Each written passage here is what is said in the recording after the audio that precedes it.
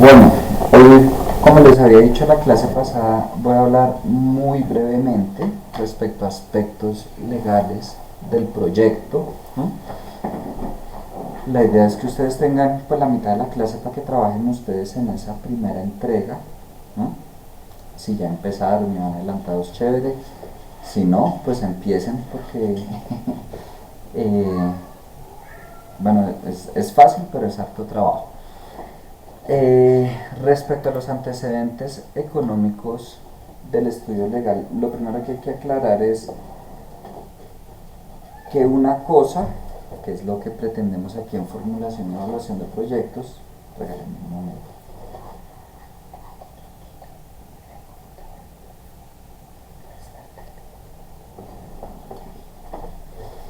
Eh, una cosa es lo que pretendemos acá, que es determinar el impacto de ese marco legal en la viabilidad económica. Es decir, de qué manera los aspectos legales que afectan a mi proyecto, para bien o para mal, impactan ese flujo de caja que vamos a evaluar, que finalmente nos va a determinar la viabilidad del proyecto, pero estamos hablando de viabilidad económica, ¿no? Puede que, no sé, por un tema legal yo tengo que tramitar un permiso y ese permiso tiene X costo, por supuesto va a impactar mi flujo de caja. ¿Mm? ¿A qué hace referencia lo de la viabilidad legal? Va a sonar quizás un poco redundante, pero estamos asumiendo que legalmente es viable nuestro proyecto, es decir, se puede desarrollar. Partimos del supuesto de que las ideas de cada uno de ustedes sí son viables. Por ejemplo, les cuento una experiencia que tuve, eso fue hace como 10 años tal vez. Eh, Vivíamos con mi esposa en otro apartamento, vimos una oportunidad de negocio, ¿no? De comercializar artículos de papelería para los residentes del conjunto donde vivíamos. ¿Por qué? Yo no sé si a ustedes les ha pasado, no sé, como padres o como hijos en su momento en el colegio, eh, que los niños tienen la costumbre de en altas horas de la noche o el domingo al final del día avisarle a uno de los materiales que necesita llevar al día siguiente al colegio. Y resulta que donde vivíamos no había papelerías tan cerca y las que quedaban más o menos cerca pues cerraban temprano. Entonces dijimos pues hay una oportunidad, vamos a comercializar estos productos eh, justamente en la noche y en la madrugada. ¿Mm? También se da, además de identificar esa oportunidad, bueno, contactamos un proveedor que de verdad nos dejaba un margen muy amplio, como era algo que íbamos a hacer desde el apartamento, ella y yo pues no teníamos que pagar salarios, bueno, muchas cosas, ¿sí? Y lo iniciamos. Eh, yo no sabía, por sencillamente no mirar si legalmente si se podía o no, pero yo no sabía que no se podía. Eh, Después me enteré que, ok, hablando de propiedad horizontal, estamos hablando de algunos bienes que su uso es privado, su uso es comercial o su uso es mixto. Eh, el apartamento pues es de uso privado, entonces no se pueden desarrollar actividades comerciales, no se podían desarrollar actividades comerciales. Si todos los residentes estuvieran felices con el negocio, pues listo. Pero por supuesto había uno que otro residente que se quejaba y no a juzgar pues si está bien, si está mal, sencillamente pues no les gustaba, se quejaban y sus razones tendrán. Eh, pues nada, nos tocó no continuar. Eh, en su momento creo que estaba viendo derecho comercial en el pregrado, no recuerdo ahorita el nombre del profesor, creo que era Sergio, no recuerdo. Me asesoré de él y resumen, cierre ese negocio ya, mejor dicho, antes de que se gane visitas de la policía, demandas, bueno, un montón de cosas. Y ya, económicamente era demasiado viable. Eh, Tenía un margen altísimo, en fin, pero legalmente no era viable. Si quería desarrollar algo de ese tipo, pues tenía que estar pensando en arrendar un local, punto.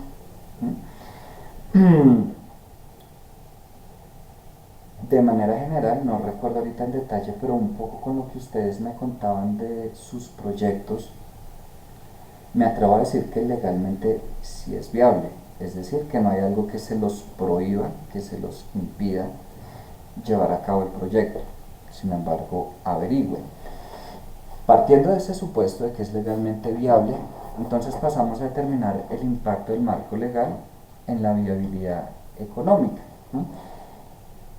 ¿Qué va a hacer cada uno con su proyecto? No en esta primera entrega, pero ¿qué tienen que hacer? Revisar, bueno, qué leyes tienen que cumplir, qué permisos, en todo lo que tenga que ver con su negocio. Ahí ven algunos ejemplos generales del libro y voy a irme con los contratos laborales, ¿no? El hecho de que yo voy a contratar una persona, dos personas, las que sean, que les voy a poner un salario de 2 millones, no es solo el hecho de que les voy a pagar sus 2 millones cada mes, sino a mí como empresa, qué costos, qué gastos adicionales me genera. Ah, ok, prestaciones sociales, aportes, eh, y en general esos adicionales son como el 70% en promedio, es decir, eh, si yo tengo a alguien con un salario de 2 millones, en realidad me está costando como 3 millones 400, un poco menos, con todo lo adicional que yo tengo que pagar. De pronto no directamente, de pronto algunas van para el empleado como las prestaciones, otras para el sistema de seguridad social, pero son costos que tengo que asumir legalmente. Ahora, yo no pretendo que dentro del estudio legal que haga cada uno, pues llenemos un documento enumerando las leyes, mencionándolas, analizándolas, pero sí tener muy claro, mmm, tengo estos salarios, tengo que asumir esta carga de prestaciones, eso me da un 50% adicional del salario, lo voy a reflejar en el flujo de caja. No estamos estudiando derecho, no nos interesa ir a profundidad en las leyes, pero sí es importante que tengan claro eh, qué se debe cumplir y más allá de qué se debe cumplir, qué gastos generan. Voy a poner otro ejemplo. eh, yo trabajé mucho tiempo con el sector entretenimiento, y cada evento que se desarrolla implica un montón de permisos, pólizas, mejor dicho. Eh, Algunos de esos permisos generaban un costo, eh, algunos no, sencillamente era ir y decir a la entidad, a la respectiva entidad, voy a hacer esto, esta es la información y listo, tiene el permiso, no implicaba ningún costo. Yo tener muy en cuenta, debía tener muy en cuenta, cada evento lleva estos permisos con este costo, y aunque los otros no generaban ningún costo y no iban a repercutir directamente en el flujo de caja, pues aún así sí eran necesarios. Yo no sé si ustedes han estado en alguna fiesta, concierto, que está estipulado terminarse a 1 hora y se termina horas antes, que no, que llegó la policía, que no tenían tal permiso, y, y pasa muchísimo que a veces son sitios, a veces pues conciertos, a mí pueden ir y pedirme, muéstreme tal permiso, y por uno que no tenga me pueden exigir cierre los permisos, cierre el evento, y toca. Y eso, depende del permiso, a veces acarrea multas, en fin. Eh, Estoy colocándoles ejemplos y así podría quedarme colocándoles un montón. la idea es que cada uno vaya asociándolo con su proyecto, que tenemos que revisar, que debemos tener en cuenta, y no solo el funcionamiento del negocio, sino todo lo externo también. Entonces, y ahí vamos a complementar un poco con la siguiente diapositiva. Toda esa regulación ambiental, sanitaria, hay casos en que la regulación ambiental afecta, como casos en que no, igual la regulación sanitaria, no es lo mismo si yo voy a montar un hotel que debo cumplir con unos requisitos, mejor dicho, en cuanto a materia sanitaria, que se va a montar una fábrica de camisetas, igual hay ciertos requisitos, pero no es lo mismo que un hotel, que un restaurante. Esos temas de, se me olvidan los permisos que tienen que sacar para cursos de manipulación de alimentos, bueno, un montón de cursos y certificaciones que deben sacar para poder operar.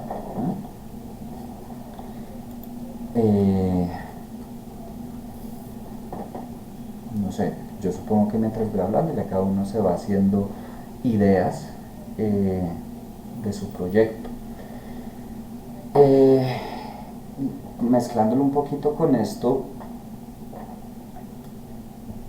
todas las exigencias que tengan, esas exigencias pueden ser de manera muy general, o puede ser algo muy específico por los tipos de clientes. Yo no sé si les conté, por ejemplo, cuando estábamos desarrollando el proyecto con mi equipo de trabajo en esta asignatura, era ropa para bebé.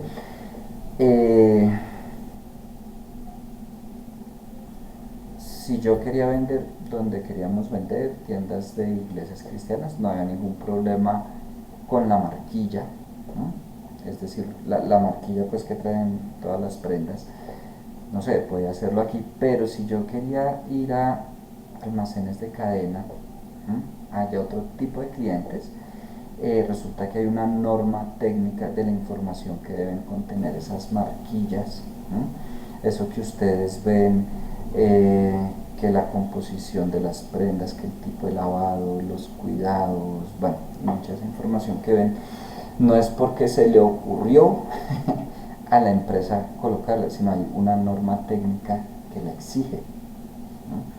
Entonces, todo eso nos tocó averiguarlo. Si considerábamos a esos clientes, llegamos a averiguar cuánto nos costaban las marquillas. Ya teníamos pues los proveedores, cotizaciones reales, pero el punto es, no podía colocar solo talla M y el nombre de la empresa, y ya tenía que ir esa información si quería ciertos tipos de clientes. Si no, que también pasa, entonces no sé, la prenda que yo distribuyo en mi local, no sé si ustedes han comprado prendas así en ferias de emprendimiento, ferias artesanales, no necesariamente cumple con la norma técnica, pero pues no va a tener problema porque lo hago yo. Yo tengo algunas de esas prendas, me gusta comprar mucho pues en esos sitios, como en esos emprendimientos nuevos, y claramente no cumplen con la norma técnica. Así cada uno de ustedes tendrá que ir mirando si hay normas técnicas que les aplica, lo de las normas ISO, cursos, bueno, todo eso particular de negocio, y obviamente van a haber algunos aspectos generales. Ahora, si yo estoy planteando un proyecto y voy a presentárselo a inversionistas, y estoy buscando capital, pues sí o sí tiene que ser un negocio formal. Pero lo cierto es que muchas veces cuando yo voy a empezar, yo puedo hacer todo el estudio, mirar si es viable, no es viable, si lo hago, no lo hago. No siempre se empieza de manera formal, y es válido.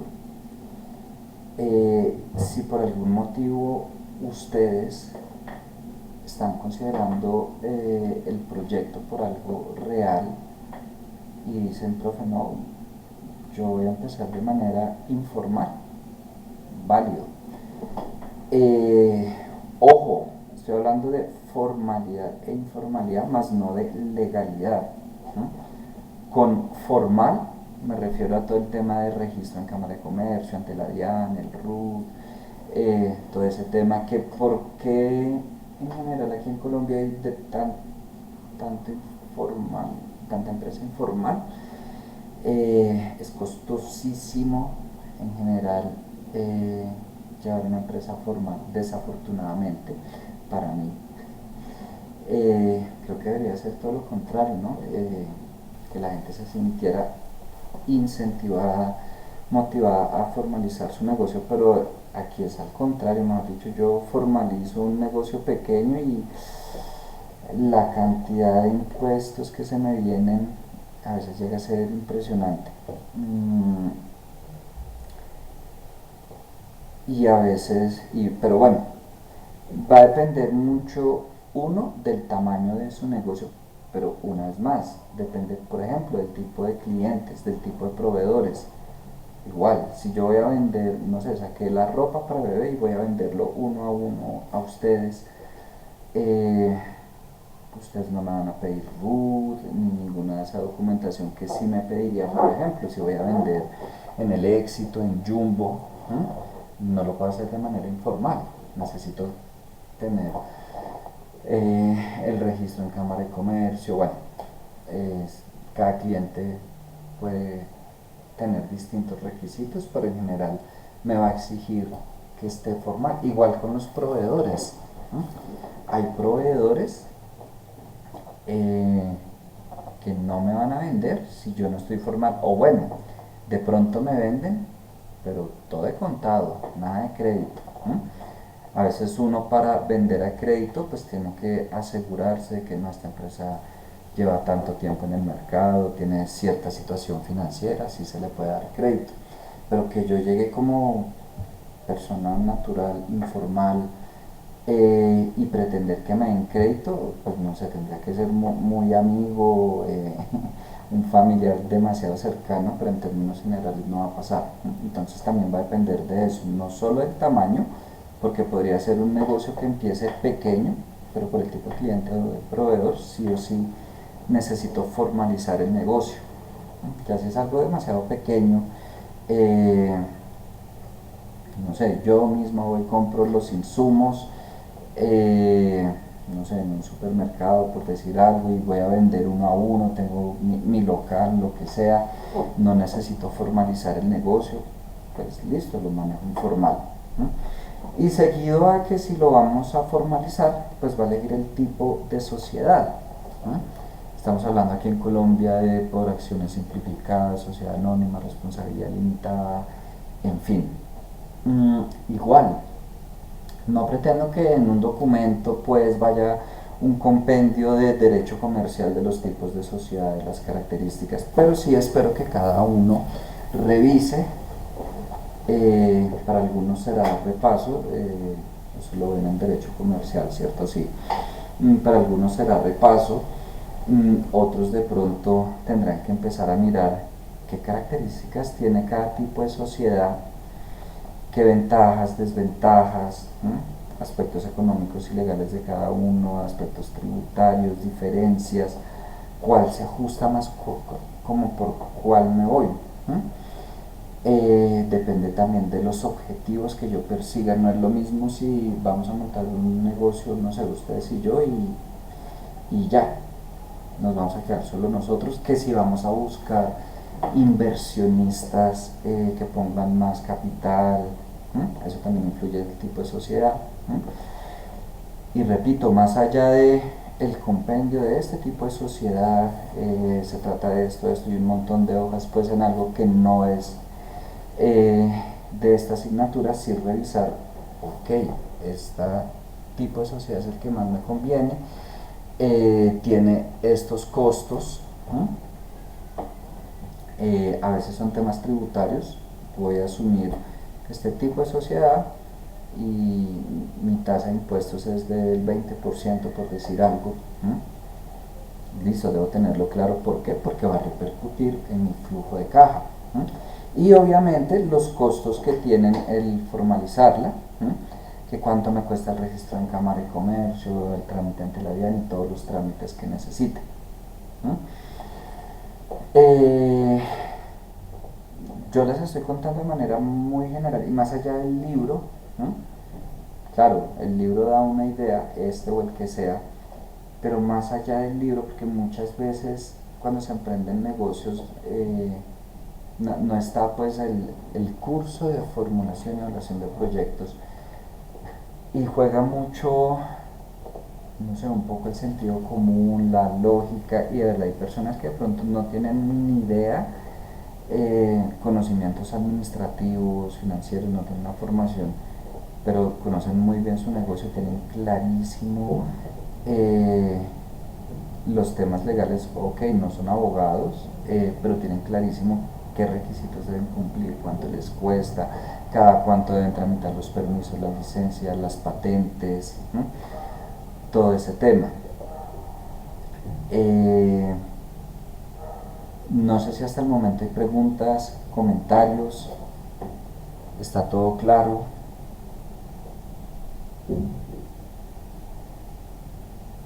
Todo claro, profe. Bueno, eh, nada, lo que les había dicho inicialmente está planteado para la próxima clase el examen. Ahorita, yo que sé, a las 9:30 con los que hayan respondido, eh, tomo la decisión, les aviso.